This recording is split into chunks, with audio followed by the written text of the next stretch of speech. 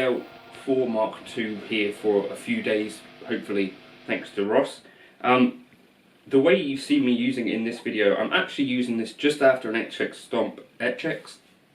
Stomp as like a delay reverb thing, sort of like I've done with the Strymon Timeline and Big Sky before.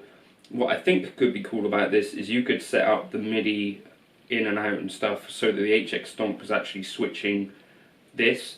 And what's nice is I've also got a looper here all the time. I'll do some more videos on this more in depth. I just wanted to do like a general kind of thoughts on this thing.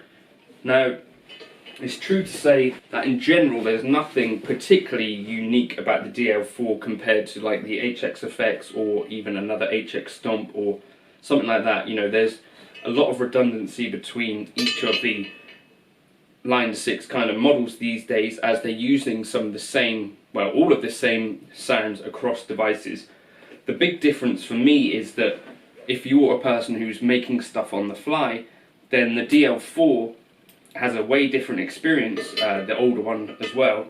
You've got this kind of physical experience of using the knobs. You're not diving into menus, you're not having to create presets or patches from scratch. So, you know, pulling up something on here and, you know, I'll say I want a space echo, and so you just turn across to Cosmos, you dial in your settings, you think, okay, I want a reverb on there.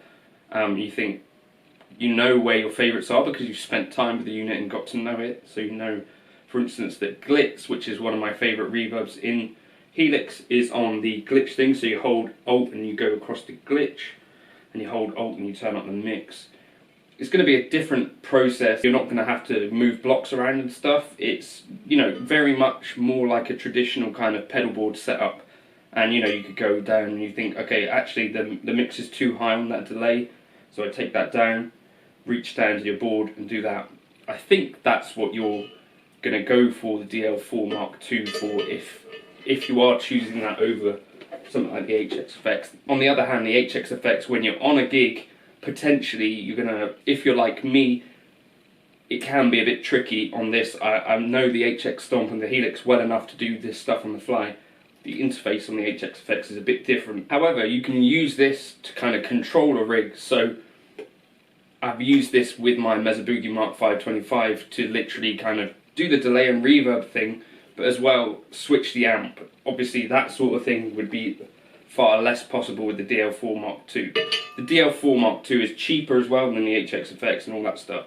So for me, if the question is who does the DL4 Mark II exist for, it's for fans, I think, of the original DL4 that are now wanting to take it a bit more modern and integrate it into a MIDI system. It's for people who want a much longer looper, but like the way that the Line 6 looper works. So if you use that SD card, you can have really, really long looping capabilities. However, I don't think it's for dedicated looping type folks, because you can't really save more than one loop. So, you know, the way that SD card works is that it will remember what you last looped and maintain that across a power cycle, but it's not like you could keep a whole set list organized or anything like that. On the unit itself, you can have 6 presets. If you use MIDI, you can have, I think, 128. The reverb and the delay aren't actually separate, so that's, I guess, important to know. So if you were to turn off whichever preset you're on and bypass it, that's going to bypass your reverb as well. It might be a cool feature to have those separate, but I don't think that's the case at the moment. So for instance, say you had a hall reverb as well as a space echo type delay. Once you bypass whichever preset you're on, that reverb is going to go. The way that you might work around that is you could program the mix of the delay repeats to an expression pedal or another button, and you could turn off the delay but maintain the reverb. So there are ways around that. And equally, if you were using, you know, an HX Stomp or something alongside it, you could program those MIDI commands. And I may do a video on that coming up. But those are kind of my thoughts. You're getting a very different experience to any of the Helix family because you've got all of these knobs. There are less parameters actually to tweak for most of these things. So say like you had the Space Echo, there are a bunch of different parameters that you can tweak on the actual Helix. So it's a simplified experience, it's a bit of a pared down experience, but you do get stereo delay, stereo reverb, and a looper.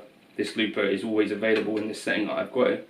So I think it has a good reason to exist. Obviously you've got this mic input as well, which for some people, especially if you're like a beatbox looper, is going to be pretty useful.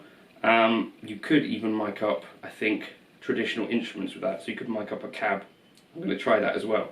So more stuff to come on the DL4. I just wanted to experiment with it with an HX Stomp today. So all of the delay and reverb that you heard in that video came from the DL4, and the HX Stomp is doing the shuffling looper at the start, but no delays or reverb, so it's all coming from here. And I think that might be an interesting way for some folks to free up some DSP on the HX Stomp. Yeah, let me know your thoughts in the comments. Would you stick with your old one? Would you stick with a new one? Would you stick with an HX Effects? I think there's basically something in the Line 6 family for most uses at this point. But yeah, that's a nice little unit. Can do the delay and reverb thing, which there aren't too many things out there that can do that. So yeah, a good reason to exist.